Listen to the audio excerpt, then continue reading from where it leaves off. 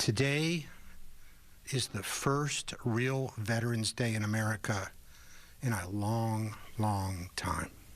Mark Rosenbaum calls the 124-page ruling against the Veterans Administration historic. Now the government must return all 388 acres to the intended use when the land was deeded back in 1888. To serve as a soldier's home, a soldier's community for all disabled veterans, not as a playground for UCLA baseball players. Before his ruling, Judge David Carter in August toured the VA campus to see firsthand what the sprawling property looks like. He also played multiple times leaked audio clips featured in a 2022 Fox 11 News investigation. This one refers to plans for a second UCLA baseball field.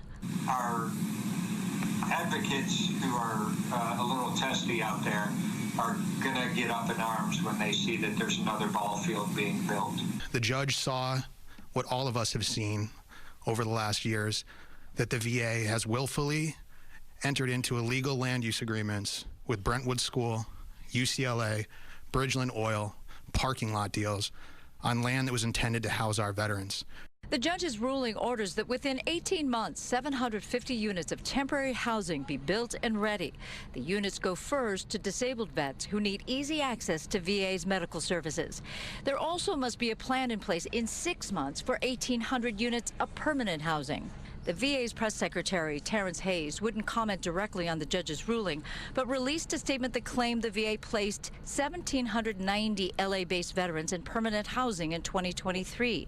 But vets like Jeffrey Powers say that housing is not what he'd hoped. There are no ovens. There's no closets. You got a little tiny sink about this big to do your dishes. So while, yes, it's better than being in it's not what I would consider right. The lease for the parking lots like this one can be canceled right away. The leases for Brentwood School and UCLA, well, that might take a little bit more legal wrangling. But to be sure, the judge's orders will be followed, and he will appoint a monitor to make sure it happens. In Brentwood, Susan Hirosuna, Fox 11 News.